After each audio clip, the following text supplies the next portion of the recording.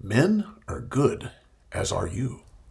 Indeed, men are good, as are you, and as is Aman Siddiqui, my compatriot today. And Aman is an expert in the way men face prejudice. And he wrote his dissertation on that, and it's fascinating. And we've done a couple of videos before this, which you might want to go back and check out. But today we're going to talk about the Depp trial. And Johnny Depp and his win, and a lot of people are talking about the trial and the outcome, and it's a big thing, and some people say it's not a big thing, but that's not what we're going to talk about today. We're going to talk about something a little bit different. We're going to talk about the general cultural trends that have come forth from this trial and how it shows the deep, deep prejudice against men. Does that sound right, Aman? Yeah, that's a perfect description. Where do we go with this? Um, yeah, so I mean, as I was watching the trial, I was less concerned with the outcome and the particulars, and a lot more interested in the nature of public opinion and how it has evolved actually over the past couple of years.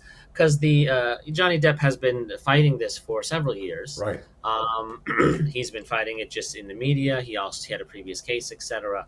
And how people's degree of empathy that they showed towards him or what they projected onto each of the individuals, how they characterized the situation, kind of evolved. Yes. Um, one thing I think that is maybe a crucial aspect is the idea of denial of victimhood. It's kind of a very high level, pervasive concept that, in general, people at best, you could say they have a very difficult time viewing men as victims. Yes. A more stronger way to say would be that they refuse to acknowledge men can be victims. Yes. That Yes. it causes a form of almost dissonance in the unconscious, like this can't be. Therefore, I'm going to change the way I interpret the world. Actually, twist things almost in my mind, kind of idea, which is kind of how dissonance is usually relieved. So, for example, it's interesting, even though it's great that I guess eventually people came around, a lot of people are supporting him, the jury Right. supported him. Let's take note of what is the degree of proof that a man needs to provide to eventually be considered a victim, to get this label. Now, in this case, the victim of domestic violence, but I think uh, the difficulty people have viewing men as victims of domestic violence is just an attribute of the overall denial of victimhood. I mean, Yes. you need to have, first of all, millions of dollars to hire the best learning attorneys in the world, right? Exactly. You need to be a famous, loved person already, right? And that's still not enough. Then you need your abuser to basically admit in audio recordings, in video recordings, to guilt. You need to have mountains of evidence. You need to have a 30-year career and have everyone in your past be testifying about you. It needs to be this level. And then, even then, we need to watch it slowly unfold on television, like in a drama, even for that information to be accepted in, to eventually have someone say, wow, maybe he is a victim.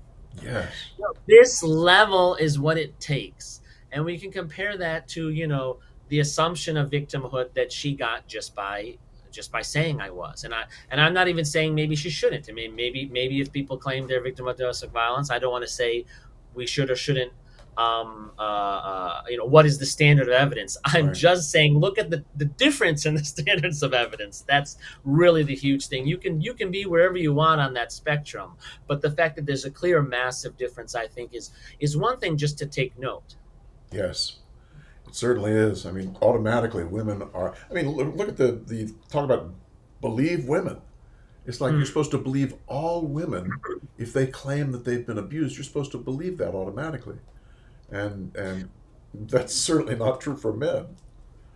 Yeah, I mean, one of the things I think I even discussed in my dissertation, and I like to frequently bring up if I'm around psychologists or giving any talk, is even if someone agrees with the idea that we don't want to challenge people who are reporting domestic violence, clearly what you mentioned is what you stated is exactly what's in the propaganda. Believe women. It doesn't say believe victims. Right. So the issue is not about what is the standard of evidence the victim should provide, et cetera, et cetera. This is a separate topic people can discuss, right? Yes. The issue is that if you're a male victim, we definitely won't believe you until you have a video recording of yourself being beaten with a baseball bat, right?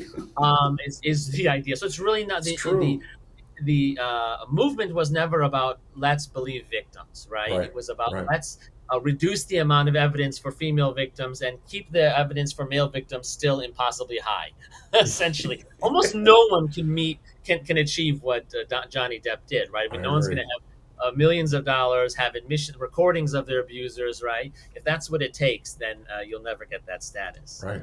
Right. Um, you know, I think another kind of sign, indicator, you could say, of this denial of victimhood is, people sometimes also like to kind of divert the conversation and say, well, they were both abusive to each other, or it was just a horrible marriage, etc. Right? Right. Right. Um, that may possibly be true. I mean, however, of course, that's not the way it was discussed in the media. That's not what she was claiming. That's um, if both people were guilty, why would someone be so heavily defending Amber Heard? Why would they be rejecting Johnny Depp's view as a victim so much, right? Why would there be so much preference and sympathy for Amber, and so much dismissiveness towards Johnny Depp? So you can see there's a lot of kind of these are, if you remember, like in my dissertation, I talked a lot about the methods that people deny, the method through which people deny prejudice against men. Yes. And they can be very creative, very elaborate, almost like in a presidential debate, debate tactics where you can take the discussion here and there and always so that you can sort of win without necessarily saying something of substance. So distraction methods are a common one. Someone could say, oh, well, maybe they were just both guilty then. Yes. Sure, possibly. Is that what was said in the media? Yeah. Is that, are you saying that in defense of Amber Heard because it wouldn't make any sense, etc.? Right. So my point is that sort of is a sign to this internal aversion people strongly have to recognizing a man as a victim. They will grasp at any straw.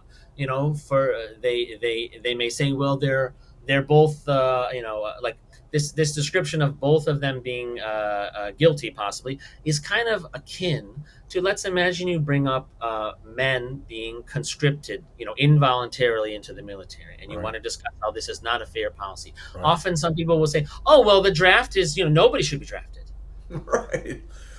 Okay, but I didn't ask that. Nobody isn't being drafted. Only one gender is being drafted, and that's the point, right? So Right. it's a way of diverting away from the actual issue. I'm glad you agree no one should. Does that mean you're outraged that half of the people are? That's the part you're avoiding. That's the part Good you're line. avoiding, right? Yeah, so similar, like, okay, great. So you think they're both victims. Does that mean you are against Amber Heard and you want her to suffer the same consequences as Johnny Depp, or that neither of them should suffer any consequences? There's none of that follow up, right? It Right. shows you that those are really just ways of avoiding any recognition that he might have a victimhood, and often Yes. it's just really unconscious. It's really kind of an emotional, dissonance based thing. I have a strong aversion, and so kind of like, if someone's having a debate and they get proven wrong, instead of admitting that, they just take it a new direction, say something else, and those are things that are usually like emotionally based. I don't know if you'd agree, but I really agree. just kind of unconscious. Absolutely agree. I think the Vogue article would be a good demonstration of that if you can pull that up. All right. Let's see if we can find it. There she is. So this was an interesting article. It was written, there were a lot of articles in support of Amber Heard, of course, in the past few years. But what's interesting is this one was released during the trial after most of the evidence had already been released. And if you pull up the quote part of it, there's one really, basically it's summarized. The point of the article is that we should just believe Amber Heard anyways. It doesn't matter what's in the trial. That's what the author was essentially saying, and it's summed up in this very last sentence. It's time to believe women, all women. It's time to believe Heard. And if you read the article, it's not like they made a reasoned argument, et cetera, et cetera. They just basically said it doesn't matter what the evidence is. We should just believe her, and that should be the end of it. And so it's such a strong aversion to Johnny Depp being a victim, is that basically I don't care what you tell me. It doesn't matter. I don't want to listen to it. Is sort of the response behind this article, because Yes. it would almost no one would say such a thing in any circumstance normally, right? Like, I don't care what the evidence is. I just want to side with one group regardless. They're almost basically admitting, they're advising you, please just be prejudiced in the article. Yeah, that's a Right? good It's like, point. It's so um, true. and I don't know. I think maybe in the past, have you covered? There was a recent, very important academic publication about moral typecasting in gender bias. Mm, I'm not sure if that was in the channel or not. Does that ring a bell? sure, sure. Okay. Yeah. So in that article, Tanya Reynolds, I think, was the researcher. and so yeah, so there was it was a very big study.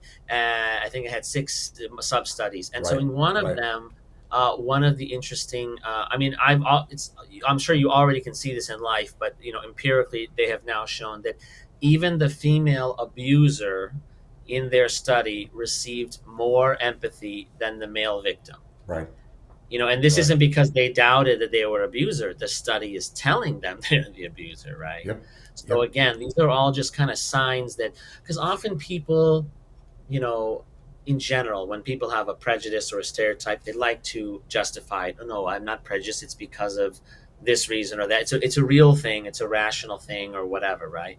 And there's a lot of aversion to on and just saying, well, I have a bias. Yes. You know, so And it's Reynolds' that's stuff was fascinating with that. She said, if you mm, see someone as having patiency, which is the opposite mm, of agency, if you see mm, them as having patiency, then certainly they're not going to get blamed for any problem that they cause.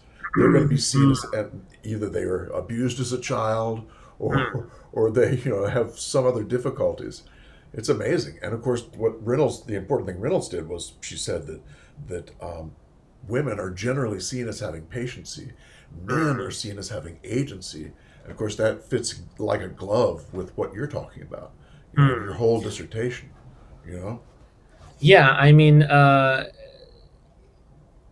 it's one thing if there's a kind of prejudice which is acknowledged to exist in the world, and then people are deciding whether they think such and such instance is an example of it. It's another thing if there's a kind of prejudice that's socially acceptable, that people don't recognize it Right, exists, right, or they justify it, whatever, right? And in right. those cases, that's why it's sort of necessary to sort of almost give this scientific analysis to prove, like, if this was really your belief. That's why I'm going through these ideas of, these are signs that a person has a strong aversion to seeing a person, a man, as a victim. Yes, Because it's, if I was just to say that, they would say, no, no, I have no problem with that. It's just that he's not a victim for this reason and that reason, and right, et cetera, et cetera. right.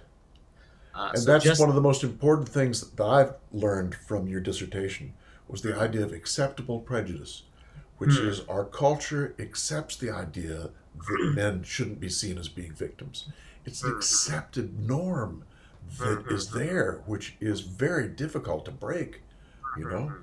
So important. In fact, we'll leave a link below to Aman's dissertation. Read it. It's fascinating. It does not read like a scientific journal. It reads like a novel. It's good Wow. stuff. It's good Uh, stuff. yeah, I remember you also have that Rolling Stones article, You want to see which I that? think is, sure. All right. That is a kind of another example of this concept we're talking about. Right. Right. Um, Basically, there, yet another form of, you could say, distraction technique is, let's talk about other global issues. Like, I think there's a scene in the Red Pill when the interviewer is asking the publisher of a women's magazine about male conscription, right? Right. Right. And like this, and instead of answering the question, she says, "Well, women have been barred from certain areas in the military for years, and so women really suffer prejudice." I mean, she just starts talking about women, a totally separate thing, as a way of avoiding Right. the recognition that Right. the main issue I was asking was this, right? So similarly, like. There's sometimes people will discuss in this, like in this article, basically projecting some sort of global misogynistic idea onto the case. They will just describe things as, see how men get away with anything, and I think in this article she lists like how all these different male abusers will just sue their victims then, right? And this is a win for abusers. Is that what's happening in this case? I mean, is that what you're saying, or you are avoiding what's happening in this case by talking about something else? Exactly.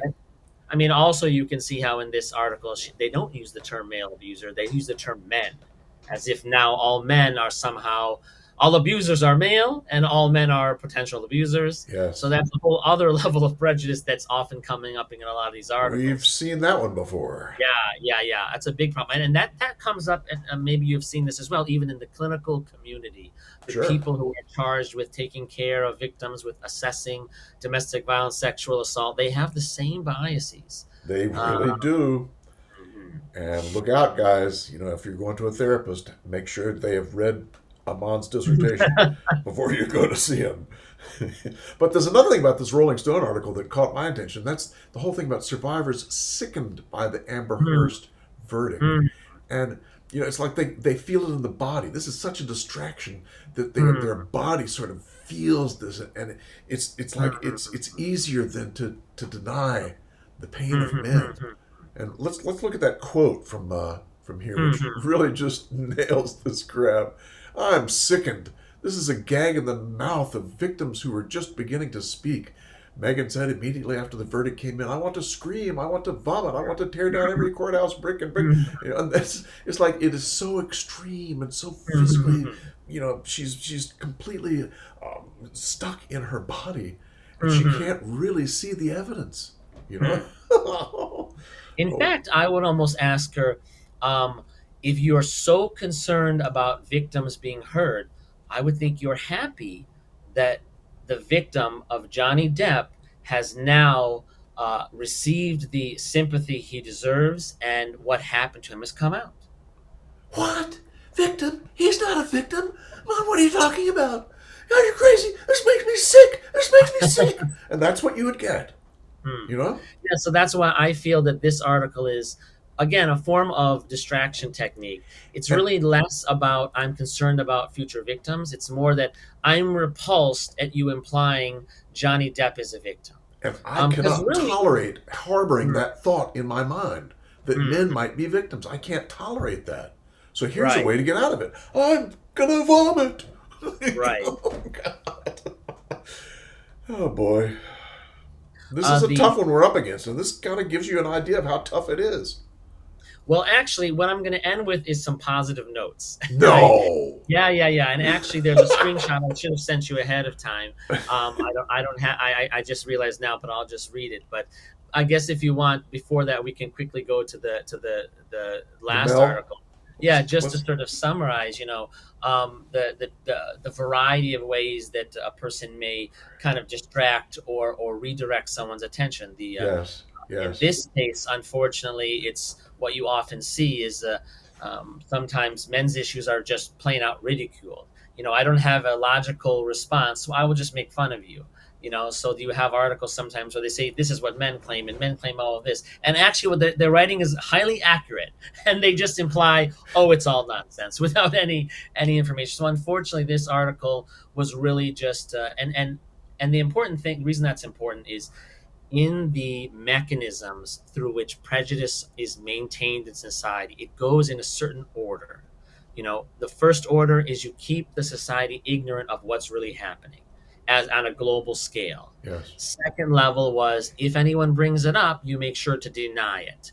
And that's the largest section I have because there's so many different ways To direct deny. denials, indirect denials. Yes, yes, If that still doesn't work, you trivialize or minimize whatever it is they're talking about. Oh, yes. who cares? What's the big deal? What's the difference? It doesn't. I don't. It doesn't matter. It doesn't harm you. Didn't I hurt mean, him. there are literally actually academic articles published in peer-reviewed journals. These are supposed to be scientific things, and their whole and the authors are trying to prove domestic violence against men is meaningless because they're not really harmed. They don't provide any evidence that they're not harmed. There's of course lots of evidence in contrast, but their whole premise is, what's the difference?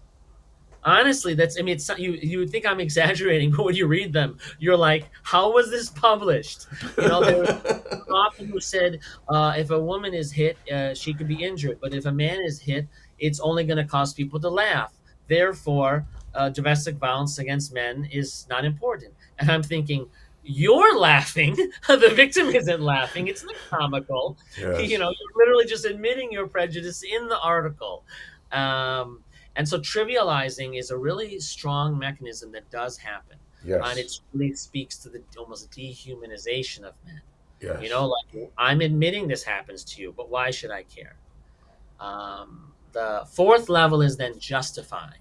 Okay, fine, these things are happening, and you admit that I admit they may be bad, but I'll give you a whole list of reasons, one after the next, why it's okay or why it doesn't matter or they deserve it, and on and on and on. So it just gets harder and harder the more relentless you are to try and seek justice. People have, and so the last level is really intimidation, is attacking people, is harassing them, and this happens in academic conferences. I mean, actual professors who try to write papers on men's issues, and even very important ones like sexual assault, they're banned from conferences. They don't get research funding. They get ridiculed in conventions. I mean, yeah, like it's high school or something, and these aren't all PhDs. yeah, I remember there's a horrible scene in The Red Pill where I think Dr. Farrell is just trying to give a talk somewhere, right, and there's like a Canada. monstrous, not a protest. They're attacking the poor people. It's not Yes, even a protest, and they're screaming and almost they're ready to beat up the poor attendees, and the yes. attendees have to stand there like in fear of their life, um, as if this. I mean, how could anyone who was on that other side think what they did was just? Even if they thought their cause was just, how are they ever going to justify such behavior, right? Right. So that article you put up is important. How they just let's just ridicule the whole thing. So anyone who brings this up, they'll just look stupid or something like that. Yes, and they blame men's rights activists. Hmm. Those terrible people. You The know. article uses a lot of derogatory terminology. They say, "Oh, the manosphere thinks this," and Right. you know what I mean. Is there any just cause that's happened in history that spreads their messages by ridiculing people, insulting them? That's not. I don't remember like the civil rights movement going around ridiculing and humiliating, people. They were trying to seek justice for themselves. So Oh, if but they you're were ridiculed. they were ridiculed, exactly. My Yes. point is, if you think that you're doing something good, and then you notice your behavior is abhorrent, this should be a sign you're probably not on the good side that you think you are. You know what I mean? Yeah, but even that would be denied, eh? Yeah, yeah. So okay, I said I was going to end on something positive. Are you sure? Yeah, I mean, because there actually was a lot of positive. I really wanted to draw people's attention to sort of look at the broader evolution of the trial of the situation, and not just on the trial, which has been a media Yeah. thing for people to watch. Because the reality is, people will forget about the trial now. That's how TV goes in the news cycle. So Yes. it's important to be like, what has Johnny Depp's journey been the past several years, and how has that what has impacted that? So on the positive note. Um, over the past, say, 5, 10 years, there's really been a strong movement of people who want to recognize men's issues, I think, right? I mean, probably a lot of it kicked off by things like the red pill and other people. But among academics, there are more people who are popping up now. It used to be one in a million. Now it's maybe one in 10,000, Right. Right. uh, Even the topics they cover are broadening. Before it was very limited. Now they're like the moral typecasting is something that I wrote about in my dissertation. But at that time, there wasn't a lot of empirical data behind it. And Right. then, like a year later, this massive study comes out. Before things were limited. I'm only going to talk about, say, male victims of sexual assault who were ignored by shelters or something, right? We won't talk about any broader concepts of prejudice. So, in general, there's a blooming movement, if you will, and I think you can really see that in the trial because even though it took a lot, like I said, it took all of this stuff to get people, but there was massive support. I mean, social media was Yes. going Yes. crazy for Johnny Depp. There were videos all over YouTube and TikTok and this and that, and it was universal. It wasn't limited to a small group of people or men's rights people interested in that subject. It was men and women. It was old and young people. It wasn't just like, often newer concepts are more accepted in a younger generation. In fact, there was one, I should have sent you the screenshot. There was one video, but there were so many, right? And it was just showing one of the many evidences in the trial. But here was the thing, there was a comment, and I'm reading it actually, and the user is the YouTube channel Real Women, Real Stories. And their whole YouTube channel is only female victims of this, female victims of that. It's the most female centric thing you could find and female victim centric. I mean, Right. in the past, these would have been the last people. Like we said, there would have been too much dissonance to even care to recognize any of this to happen because there was this idea that I have to be against all men to care about women's issues, right? Right. Right. Show how that idea is hopefully eroding. This is the comment. It says from the person, things that need to happen. First bullet point: remove Amber Heard as an ACLU ambassador. Second, remove Huh. Amber Heard as a UN rights ambassador. Huh. Remove Amber Heard from Aquaman 2. And they go on and on. Stop giving Amber Heard acting roles. Remove her from the L'Oreal spokesperson, and then forget Amber Heard at the end. And so this was not posted by, a person who was always interested in men's issues. This Right. was posted by a super female victim orientated YouTube channel. Interesting. So, people's minds are at least opening up. Someone said, I can post all these female victim videos and I can also care about Johnny Depp. I mean, those things are not in contrast, but they have been presented that way for decades. That's true, and I think it's a good example of how things may be shifting. But again, they didn't really say anything about Johnny Depp. They were just pissed off with Amber Heard. That's actually a very good point. That's a good point. But yeah, that's true. But I guess I assumed that if they're viewing her as an abuser, Yes. right? Hopefully they're Yes. indirectly. Because actually, the opposite could be true. Someone could say, okay, maybe he was a victim, but I still, view her positively or something. I Right. almost feel that viewing her negatively is more of a win because it Yes. implies he must be a strong victim, right? Yes. And it's denying her patiency. I mean, it's denying Mhm. that she had that ability then to be a victim no matter what. So it is a step in the right direction. It's Right, definitely a right. step in the right direction. It really highlights the impact of emotional storytelling and Mm. personal connection to human judgment. It's easy to justify all kinds of crazy things from wars to everything else when it's a distant thing, it's something on a paper, it's something from history, whatever, right? But Yeah. when you see something in front of your eyes, for example, there's a famous philosophy example where it says that if someone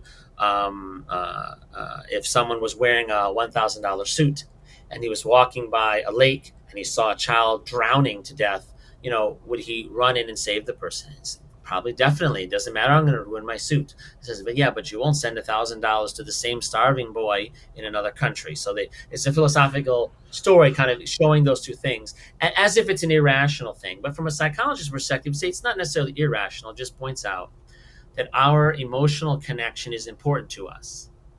And when you help people have that connection, it can break down a lot of these walls. You Huh. know, someone who was just coming up with one denial and justification after the next.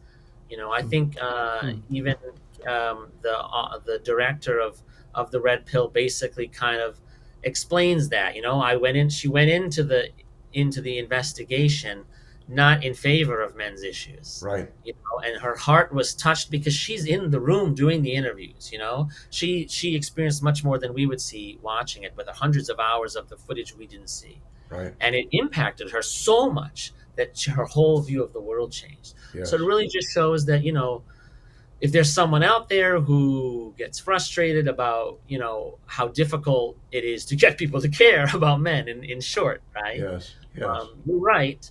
But A is hopefully society was opening up to the idea, and also hopefully, you know, focusing a little bit more on a human connection can help people move on that pathway, which is Yes. I feel like what we saw. Hopefully, Yeah. Good. I like it. Nice positive way to end. So, are we finished for today? I think so. I really appreciate your input here, Aman. It's very, very helpful. And again, I urge everybody to just click that little link down below and have a look at his dissertation, or look at the two videos we've done before this, which are absolutely fascinating, where Aman lays out the basics to this acceptable prejudice idea, which is so critical for us to understand. Anyway, so on that note, Aman, men are good, as are you, and as are you. We'll see you next time, guys. Bye bye. Men are good, as are you.